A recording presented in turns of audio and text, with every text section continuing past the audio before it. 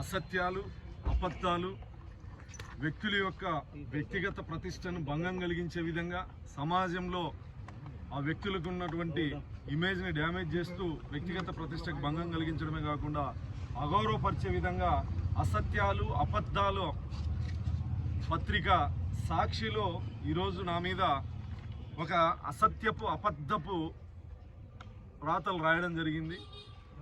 MLA MS రాజు అనుచరుల దౌర్జన్యమని. ఎవరో పిల్లలు ఎక్కడో ధర్నా చేస్తూ ఉంటే ఆ ధర్నా దగ్గర ఇంకొక ఆర్గనైజేషన్ ఏదో మాట్లాడితే వీడియోలో కానీ ధర్నా చేసినటువంటి అబ్బాయి యొక్క స్టేట్మెంట్లో కానీ ఆ సరౌండింగ్స్లో కానీ పోలీసుల సమక్షంలో కానీ ఎక్కడ నా పేరు ఉచ్చరించకపోయినా కేవలం ఎస్సీ డిపార్ట్మెంట్ దగ్గర ధర్నా ఇష్యూ జరిగితే ఎమ్మెల్యే ఎంఎస్ రాజు అనుచరుల దౌర్జన్యం అని చెప్పి రాయడం జరిగింది.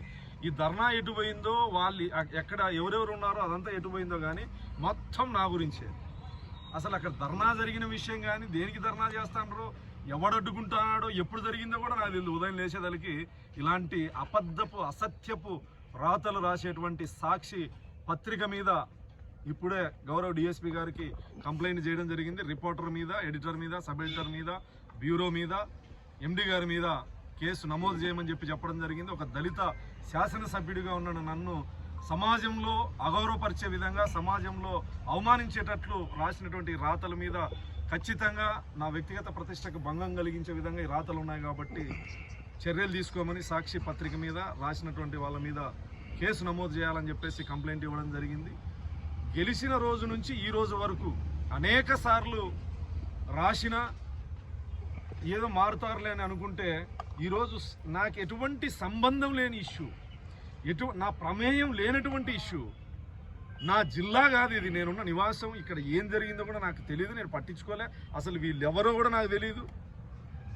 నేను చెప్పిన డిఎస్పీ గారికి ఈ సంఘటనలో మీరు పూర్తిగా విచారించుకోండి, నా పేరు ఎవడైనా చెప్పింటే ఖచ్చితంగా వాళ్ళ మీద కేసు కట్టుకోండి, అంతేగాని నా వ్యక్తిగత ప్రతిష్టకు భంగం కలిగించే విధంగా ఈ రకమైనటువంటి రాతలు రాసే వాళ్ళని ఉపేక్షించాల్సినటువంటి అవసరం లేదని గౌరవ డిఎస్పీ గారికి విన్నవించడం జరిగింది. ఖచ్చితంగా కేసు నమోదు చేయాల్సిందే. దీన్ని నేను ఇప్పుడే హోంమంత్రి గారికి, స్టేట్ ఎస్సీ కమిషన్కి, శాసనసభ కమిషన్కి ఖచ్చితంగా పంపించి కేసు నమోదు చేసేంత వరకు వదిలిపెట్టే ప్రసక్తి లేదని చెప్పి సందర్భంగా